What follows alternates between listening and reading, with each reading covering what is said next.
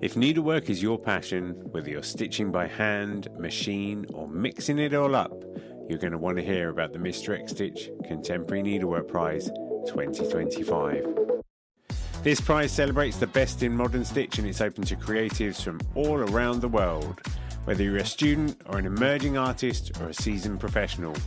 And the best part, you don't have to send your work anywhere. Just upload high-resolution images to a private folder we will send you after you enter. You can enter more than one category, for instance, hand embroidery and 3D textiles. Just grab an entry for each one. And if you've got a student ID, you can get 50% off the entry price as well.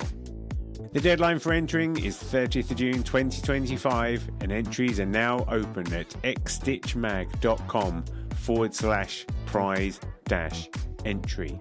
Thanks to our brilliant sponsors, Bookmarked Hub by Search Press and David and Charles, and the legends at Lowry Workstands.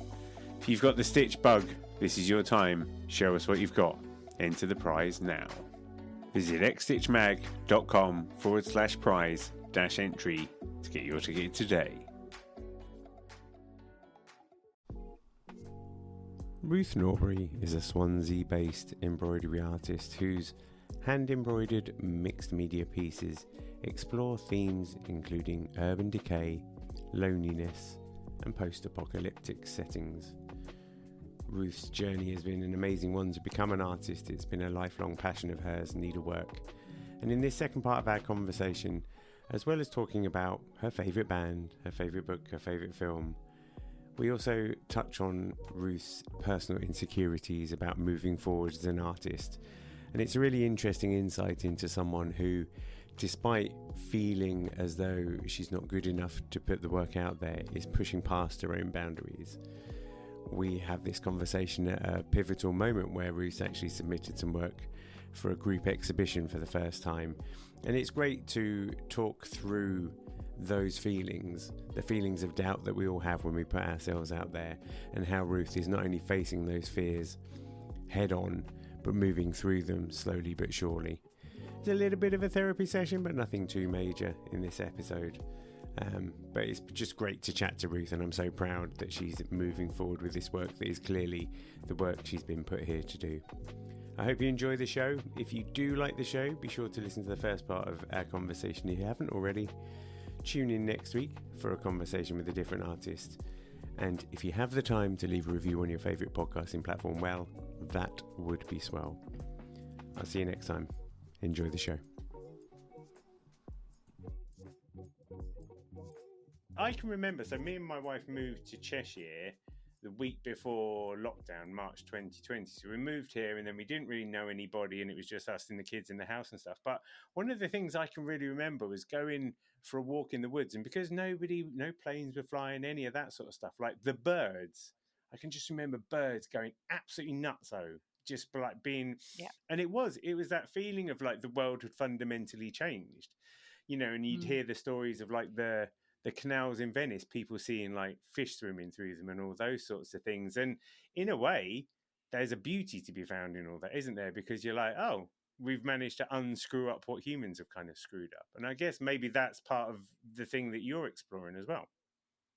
Yes. Yeah. I mean, I try, obviously it's not that easy, but you try and minimize the impacts that you have on the world.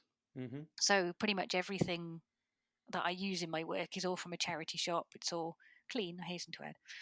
But, you just don't want to kind of make the problems worse. Mm-hmm. And I think that can be part of why this work is based around a lot of these themes, is that you can feel like you're not alone. Of course you're not, but it's very easy to go out and do all of these things and buy, I'd much rather go off to, I don't know, Hobbycraft or other shops are available or wherever, and just blow all the money on random miscellaneous embroidery stuff. But I don't do it because I don't want to. You go and buy your vegetables in the market and try and I don't want to sound like I'm trying to be all something I'm not, but you're allowed to speak your truth though, because I'm in the same boat. Like me and my wife, like I like sometimes to be able to go and talk about potatoes to a person that's grown the potatoes I'm about to eat. it's much nicer. There's a little bit of, it is amazing. There's never been a better time to be alive in terms of choice. But sometimes when you buy some figs and you realize they come from Madagascar about 2 weeks ago, there's something there that just feels maybe it's not quite the way it ought to be. Exactly. Yes, that whole thing that I don't know if this is true, but somebody once told me that asparagus used to be available for 2 weeks a year. Now you can probably buy it all year. Yeah. And strawberries in January, and you think, no. Yeah, that's the thing. Strawberries for summer. It seems kind of cool to be like, hey, we managed to get strawberries from the other side of the world. But actually, you're like, yeah, just because we can do that, should we do that? I agree with you. It's like, that's why satsumas are important at Christmas, because you can't get them. You know, that was like a kind of novelty thing, wasn't it? And now you just get easy. Don't get me started on easy peelers. Like, they're not even satsumas. They're just called easy peelers. It's like they've been bred to be easily peeled. Very. Yeah, we can't say satsumas anymore. Someone's probably copyrighted it or trademarked it or whatever. But I think there's a thing. It's almost like there's a nostalgia. I was thinking about the arts and crafts movement for a second there, and about how, like, you know, that was all about reinforcing the importance of nature and, you know, reminding us of our place in the world. And I suppose there's a certain resonance with what you're saying about that. Like, I mean, for example, you could go to the library and you could pick up a book, for example, and you take it home, you read your book. Or you could get your Kindle out, give the book 5 minutes. Oh, I can't be bothered, because you've got access to most of the books in the world, probably. And you think you don't give something the chance anymore, because you can't then go back to the library until tomorrow. You either stick out the book that might be a bit duff and you carry on with it, or rather than just what we call, it's become a thing now, that the 20-minute rule. If you're watching a film and you realize you're saying this, and you think the 20-minute rule is, if neither of us enjoying this, after 20 minutes off it goes. Whereas you used to go down to the video shop and you'd come back with your video in hand and your cake or whatever it was, your takeaway, and haha, you've got your evening planned out. And it might not be the best film in the world, but it's the one you've got. Yeah. And I think there's a certain sort of calm that comes from that, rather than let's get on Netflix or Amazon or whatever, and no, I'm not enjoying that. Oh no, what about this? Oh, I could choose from any of these thousands of programs. Oh, I don't know which one to choose. Will it be the best one? Will it be great? Do you find that life? Do you find life overwhelming? Yes, a lot of it. Yes. But it's very easy to get sucked into the having all of these things. So we've cancelled any of the kind of Netflixy subscriptions and that kind of stuff for that very reason. But it's quite difficult to then go into a charity shop and buy a weird DVD and go, oh, it's not very good, really. Never mind. Because you've then had the experience of Netflix. Oh, it's just got everything. And it's difficult to go back sometimes. But do you find then that the inherently analog slowness of doing needlework is a good therapeutic tool, kind of? Yes, definitely. And then, of course, you face the giant fear of taking this beautiful, this pristine piece of embroidery, and then throwing ink all over it. You've got a week's worth of work sort of sat there going, hello, I'm all, pristine, and I'm absolutely fine at the moment. There's nothing wrong with me. So why are you approaching me with a paintbrush full of black ink? Yeah. How many times did you do that before you were like, all right, I feel like I'm confident enough to like throw stuff at this? How many pieces have I made so far? Okay, yeah. No, the one I'm doing at the moment as well is particularly big, and that's not going to be a fun day. Well, it will, but it'll be a cup of tea and a biscuit before you start. Because what you're doing is you're making a thing, and then you're really just like having to surrender this whole thing, aren't you? I was thinking about, like, when I interviewed Kaz Holmes and she was talking about working with found objects, you start from this point of going, I don't really know what's going to happen, but I'm just going to go ahead with it anyway. With your work, obviously, you do know what's going to happen for the first half of it because of the precision of the stitching. do you have an end point in mind, or is there a certain bit where it's just like free fall? You're going to go, right, we're just going to go into free fall now. Best of luck, everybody. Let's see what happens on the end. It's a bit of both. It's best to have a kind of idea of what you want, but if you think about it too much, the ink doesn't listen and it always wanders off into places it's not supposed to be. So the only way I can think to get over it is to basically think, as I again say in things like videos and stuff, is that there will be bits that go wrong. There will be bits where the ink wanders all in unintentional places, and in which case beads, sticky things, applique, cover it all up, it'll all be fine. Right. Interesting, yeah, because I guess that's it, isn't it? Is you can just keep layering and layering and layering until. Do you do that until you feel a point of satisfaction or a point where you're like, right, this is okay now? Yes, yeah. Once you've covered up all the obvious whoopsies, then you're generally right. There's often I quite like staircases and windows and things, and so you've got this like bright space to sort of draw the eye up to the window or whatever it is, and I don't know, half the time ink decides to just sort of leap from wherever it currently is into the window part, and it's very hard to go backwards and brighten up a window that's gone too dark, but the ink it loves windows, it would seem. The darker the ink the better. It's like if you get the black ink out, it's like, right, I will leap this way. And then, I mean, because sometimes you do things where you'll have like a building, but then you might have like some flowers in front of it or something. You do this bit of storytelling, don't you, that kind of adds an extra context. Is that a smart recovery tool? Is it because you're like, oh, right, I'm going to recover this, I'll put some daisies on it or something? Or is that always like part of the plan anyway? It's generally part of the plan, but generally it often has a certain element of that there, that you've stuck it up on the wall and gone, it's missing something. What's it missing? And you've just got these buildings in the background. Because again, I've got no art background, so you don't necessarily think logical thoughts about, I could do with having something in the foreground. I will have these big black buildings in the distance. And, oh, what am I going to do now? Because they look weird because they're big and black and imposing. But no, there's just nothing in between, the horizon and me. So it'll sometimes be I'll just pop that one there to cover up the small whoopsie daisies, and other times it's sort of, right, what can I do? Right, I think this needs something to bring it forward, so layer up some bits in the foreground. So a little bit of both, but yeah. Some of them are definite whoopsie daisy coverers. But then, well, that's part of the joy, I think. And then probably you're the only person who knows they're whoopsie daisies, right? Probably, yes. And if I kept my big mouth shut, it would be all right.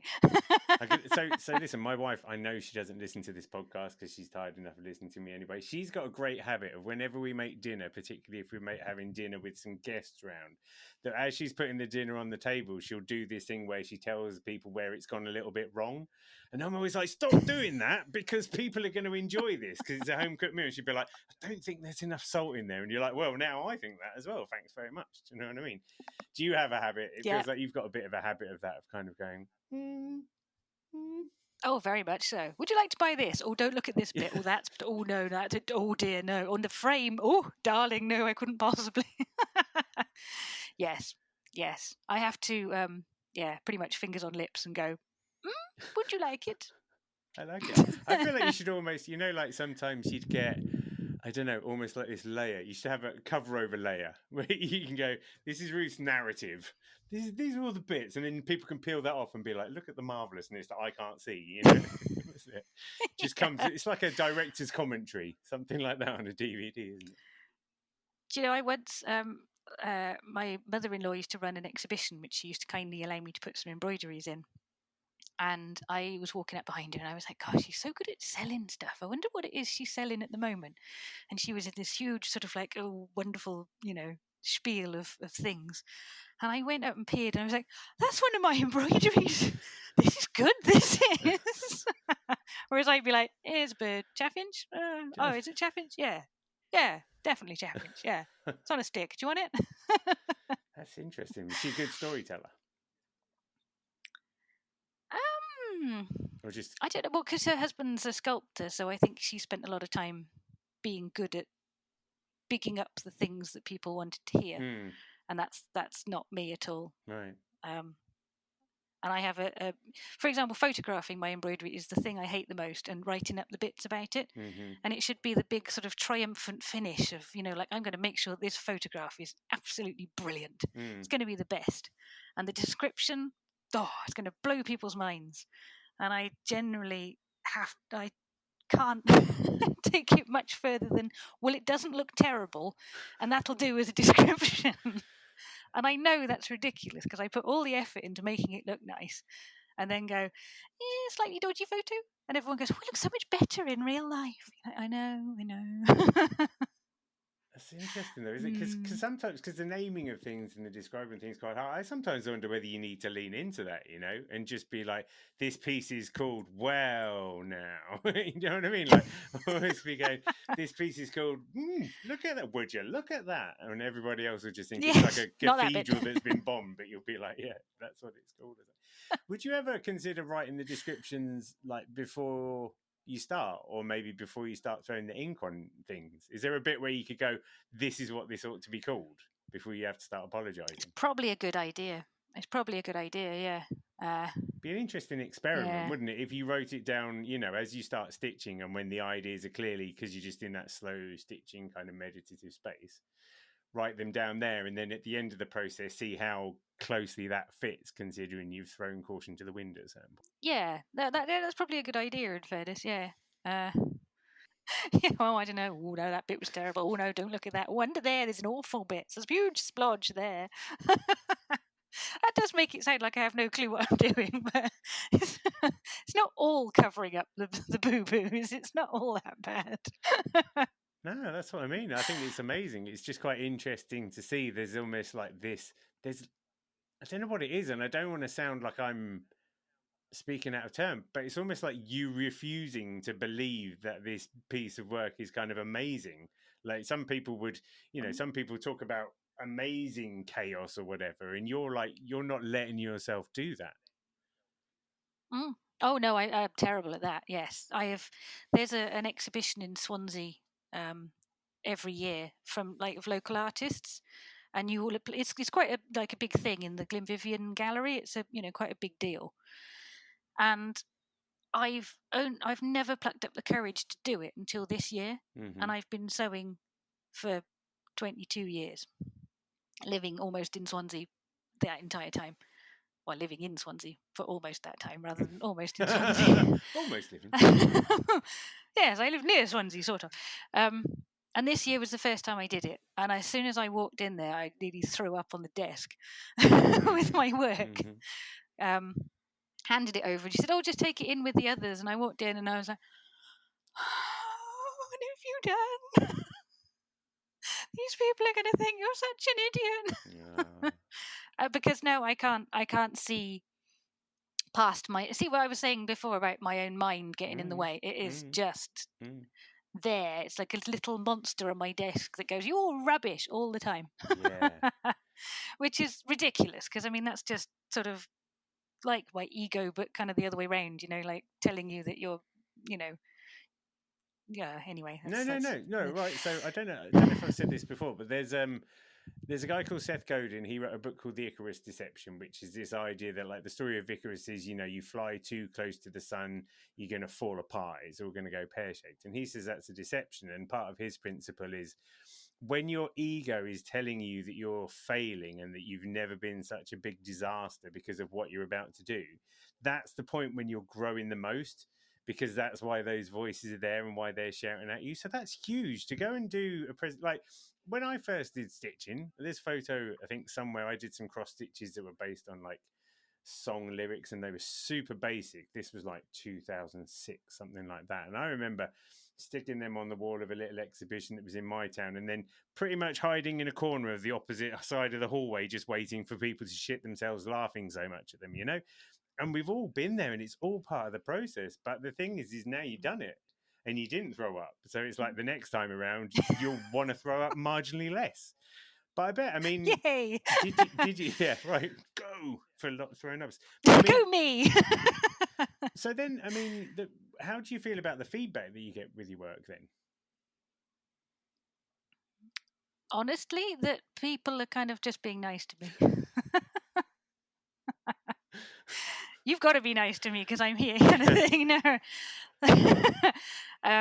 Which I know is ridiculous. I do really, I know it, but yeah, it's that sort of not paralyzing level of self-criticism and doubt, but not far away Did you from just. Did you feel differently when you were doing birds? Yes. Yeah. Ever thought about being a psychiatrist? Nailing these things. But no, but again, like, it's interesting, isn't it? Because the birds isn't you putting your soul out there, but this other stuff is putting your soul out there. And so it just becomes really hard to accept that you're doing good stuff and that the feedback's all genuine, isn't it? They're like, and they're quite, it's quite classic responses, those, aren't they? To just go, no, that can't be true. Can't be true what they're saying. Yes. And I mean, even the birds. I mean, the reason I got into doing birds is because I did an Aztec bird. It took me ages to find out how to do the feathers. And eventually I found a reasonable way of doing the feathers. So I did another one. And then I did another one. And I did another one. So that's the level of thought, was which bird today? That's pretty. Basically. Yeah. So, like you say, there was none of me in it, I suppose. So, people would criticize them and things, and you wouldn't really care because you'd been there far before they had. I mean, I suppose that's the same with anything. I get, I like frayed edges and things, and I've heard people, like, oh, I couldn't live with those. I'd have to chop them off and things. And I don't. I've been worse to myself than you have, so you say what you want. But then I haven't had much grief off the internet, so I mean, there you go. Fortunate and there. if ever there was a place where you were going to get grief because your work was rubbish, it would be the internet. I think that's what's fascinating. It would. Is I think that you find your tribes, don't you? And you find the people who do like the kind of stuff and the people who can inspire you. I mean, so when you did the exhibition, I mean, did you get any feedback from the work that you put up on display there? I only did it a few days ago. Okay. I only found out yesterday I was in. Wow. So we're literally going through this now. Man, I wonder. Yeah. That's super exciting. Yeah, the feelings of nausea are only just subsiding. That's the best though. Like I did when is it? A few years ago now, I was on like Radio 4, and that was something that was like really out of my comfort zone, doing like live radio. It'd been a long time since I'd done something that was that kind of uncomfortable. And it was, in a way, it was kind of cool because I was like, oh yeah, I'm going to need a big poo because I'm this terrified of what's about to happen, have to have a word with myself and all those sorts of things. It is really like you are really bloody living it now. And now that you're like a formally exhibited artist by putting the thing on the wall yourself and all that kind of stuff, that's so good. It's so good. One day you'll look back and be like, do you remember when I nearly threw up on a desk at my first exhibition? You'd be like, and now I'm at the Museum of Modern Art in New York, talking like this for some reason. I think, of course, yes, with a big feather in my hat. There you go. Yes. No, I mean, I do you know, once, 3 times I've tried to fill in the form before. Twice I chickened out because I knew they'd taped it. And once I couldn't afford the £8 entrance fee. We were that broke. So I was like, hey, right, I'm ready to do it. £8. Oh, well, next year. I mean, the thing is now, though, is you've done it now. So you've not spontaneously combusted. The world is still ticking over or whatever. So next year it will be a bit easier, won't it? Oh, yeah. No, I'll be striding in next year. I'm going to be... trying to be sick on myself this year. Yeah, right. Yeah. No, that's so good. Yeah, honestly, I know it's like, and I'm really not trying to sound condescending, but what you've done is like really incredible to kind of because it's not easy getting past that stuff, and it's not easy putting yourself out there. Do you know what I mean? And what's great about your work, like I say, is it's really interesting, it's really dark, it's really depressing, it's really fascinating as a consequence of that. And I think that the fact that you've now got to this point of putting yourself out there is something you should be really chuffed with. And I'm not saying that to be nice, I'm saying that because that's like true, because it's not easy, and you're doing it. So that's amazing. Right. Yeah. No, I need to get over myself and just get on with it. Get out of your own way and keep making them. Yeah, in some ways. Amazing.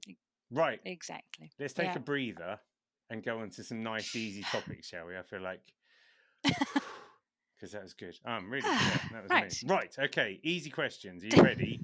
Because this first question I'm going to ask you is going to lead to a whole nother conversation anyway. Do you have a favourite band? I have several, but yes, probably. I've had a lot of thinks about this question. I like to overthink things that are really important like this. Yes. My favourite band would be Rammstein, but then we went to see them in Cardiff recently, and I realised everyone around me was about the same age or older than me, and I thought, oh, these people all look sort of quite old coming to this concert. And then I was like, oh, hang on a minute. Yeah, you're not 20 anymore, are you?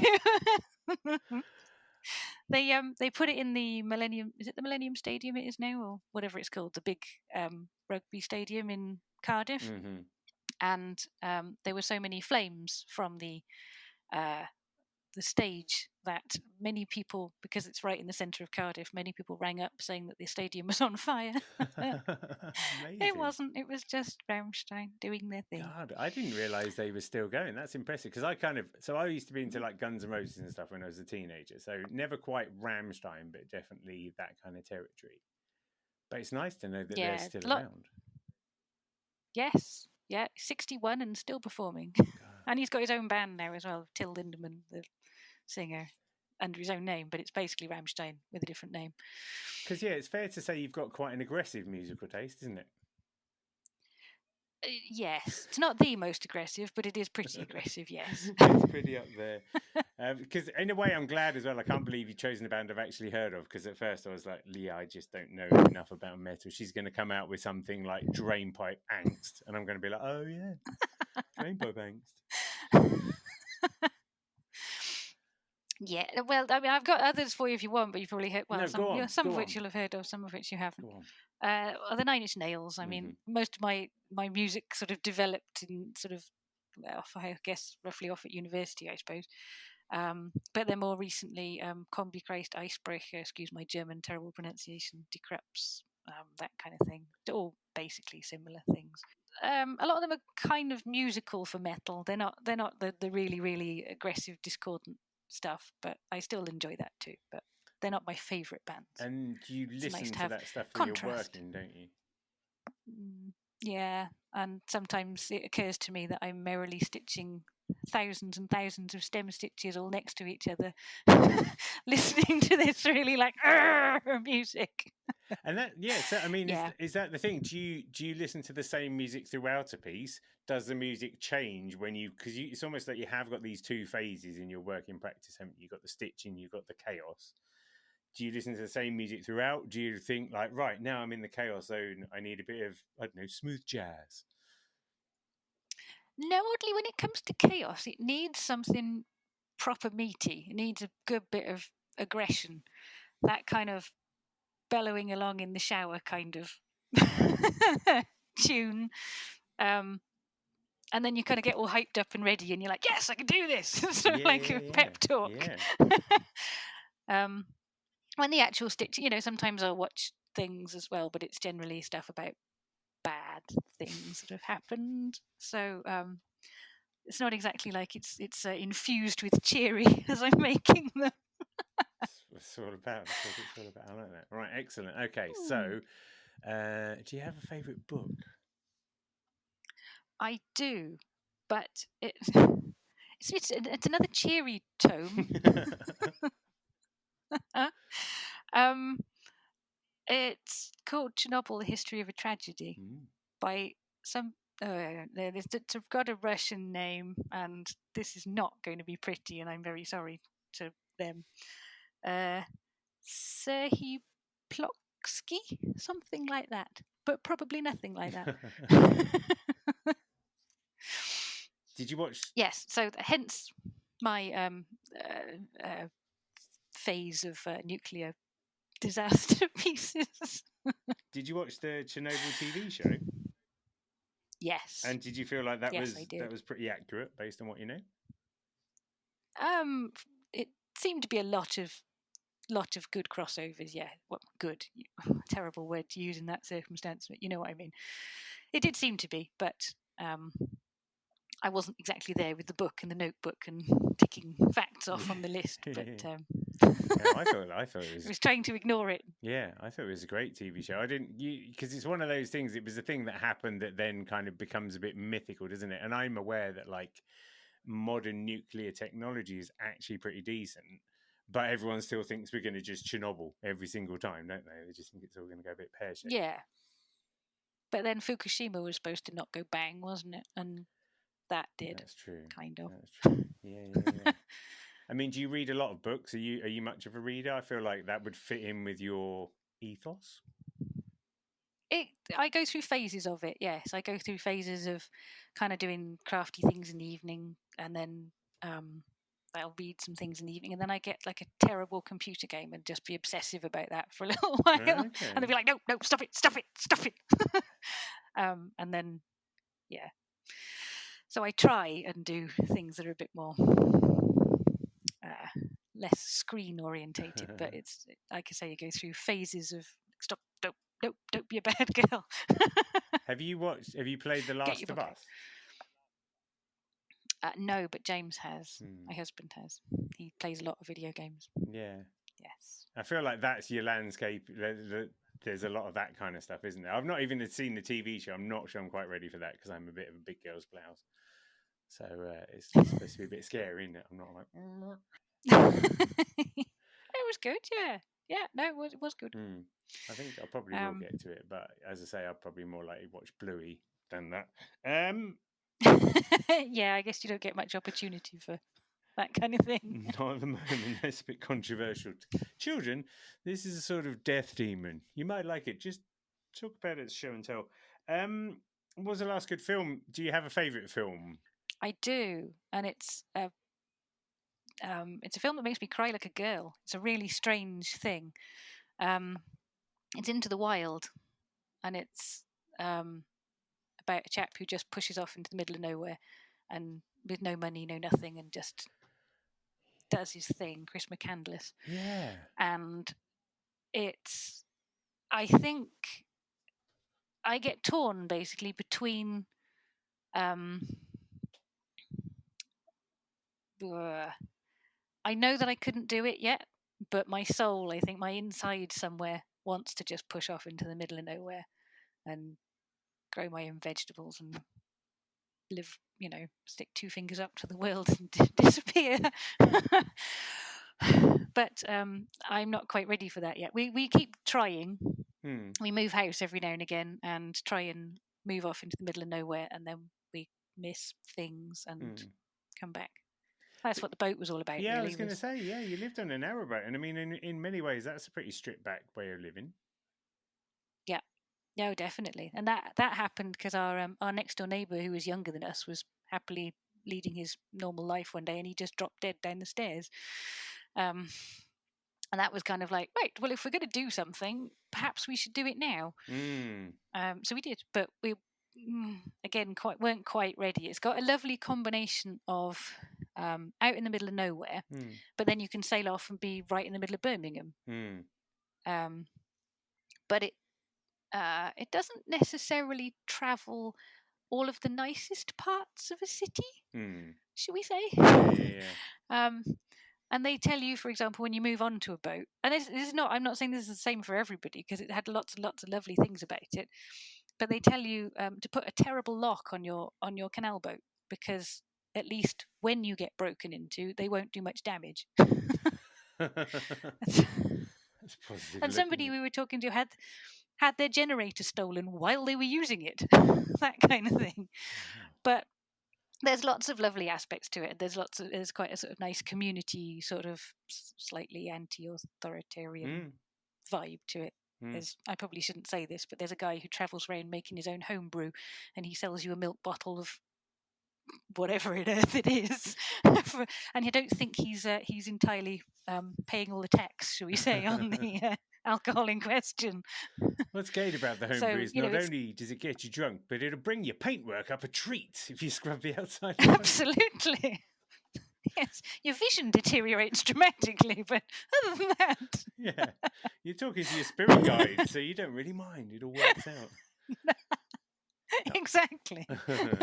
when my first stag do, I've been married twice, and I still am the second time. Don't know if that's the right phrasing, but I had a sort of stag do the first time around, and we just sat for 2 days by a canal lock, just watching the boats coming past and just being a bit drunk and a bit whatever. I always really liked just the canal vibe, because it's a funny thing, because it's like a segment of society that's different. You get your townies, you get your country folk, and you do get your canal folk, and they are definitely different, and they are a bit more like tuned in. I think because you're so close to the water, aren't you? Like, you look out your window and you're about 3 inches higher than the level of the canal a lot of the time and stuff, isn't it? It's a real... Yeah. You wake up in the morning to what we used to call machine gun ducks, because they're pecking all the like the gunk off the outside of your boat, and you just hear digga digga digga digga digga digga digga, and you're like, the hell is that? What's gone wrong with it now? Yeah. Have you still got the boat, or did you kind of sell that? No, we sold that. There was a we bought it purely based on its name, which wasn't ideal, really. Completely heart over head purchase, and when we came to sell it, it was very obvious that it was a heart over head purchase, and the thing was somewhat mangled. But we didn't care, because it was called Warspite. Nice. And it turned out it was a former submarine. Wow. Apparently, during the British Navy were trying to get people to sign up, so they built 4 replica vehicles, I suppose. So basically, a modified submarine aircraft carrier, all these other things, I can't remember quite what, based around a narrowboat kind of hull, and ours was the submarine. Wow. Apparently, so it didn't look anything like a submarine afterwards, but was called Warspite, which is apparently a traditional Royal Navy name. I had a really weird experience. I don't know when it was, like a couple of years ago. We were walking along the canal near here, and a boat came along that was called Flora, and Flora is the name of my oldest daughter. And for a laugh, we were like, because I got 2 daughters, and the other one's called Annie, and we were like, wouldn't it be funny? Imagine if a boat came along that was called Annie. It bloody did. The next boat that came along was called Annie. So we've got photos of the 2 of them in front of these boats, and I swear I spent the rest of the day, my head spinning out, just being like, why did she just happen then? Like, was that like some nexus of possibility or something? Because it was like, what are the chances of having 2 boats with your daughter's names anyway, let alone they just come along next to each other? Jeez, that's mad, isn't it? I love it. And start wishing for £1 million or something. I see if it turns out. To God, we were like that. We were like, let's play a lottery ticket. I swear to God, that's true. No, I love narrowboats. I realise it's difficult for me because I'm quite large, and narrowboats and me aren't great, friends or whatever. But I love the typography on narrowboats, because it's kind of mostly got that kind of Grateful Dead kind of drop shadowy kind of vibe about it, and all those sorts of things. I just love them. I think they're great. Yeah, there was a lot of amazing things about it. I mean, just opening the doors and just seeing all the the beautiful scenery around you. It was really, really was lovely. And the back to basics of washing your undies in a bucket with and collecting your own firewood and all that kind of stuff it really was a lovely, lovely thing. But I don't think quite ready. Give it a few years, maybe we'll be ready. Yeah. I mean, the good thing now is you can Uber Eats at McDonald's in a heartbeat. So exactly, just come completely full circle, don't we? Right. Yeah. One more question then. What's an interesting fact about Ruth Norbury that nobody really knows? Do you know, I struggled so much with this. Again, overthinking the important things in life.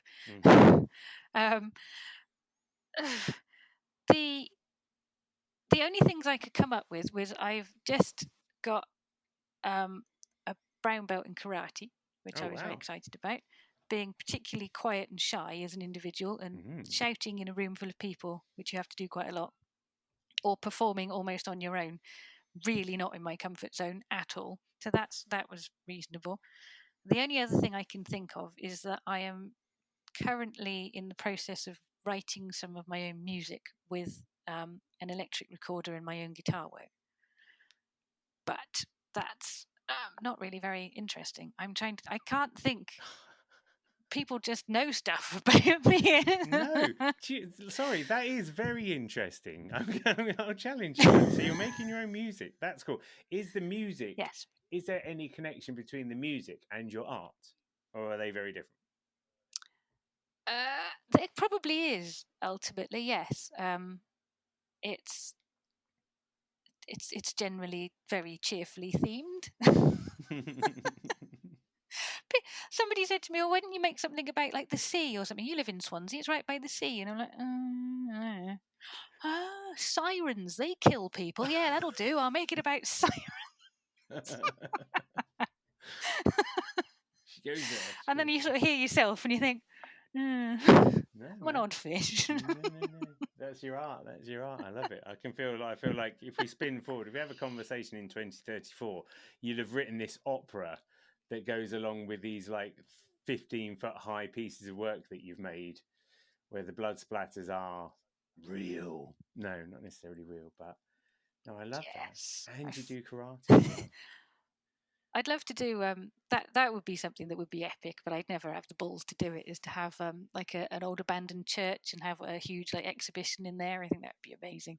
But you've got the balls to do it. Do you know? Because the thing is like you spend all of your time fighting against your own insecurities and coming out the other side. So I just think you just got to stick at it.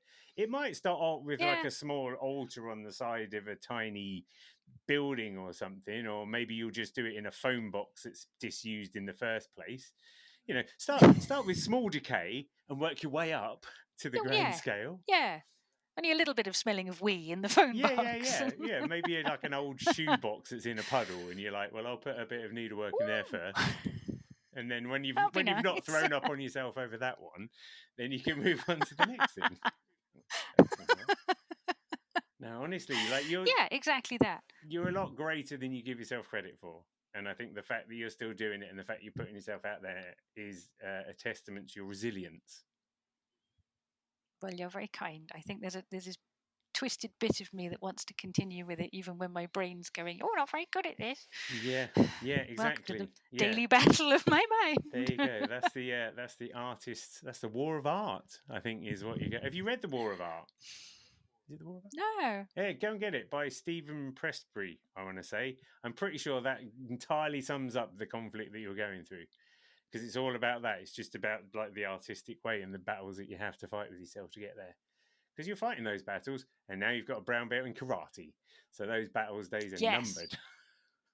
Exactly. I love that. Hey, Ruth, thanks for having a needle exchange with me. Thank you for having me. It's been lovely. Really nice to have a chat. Thank you.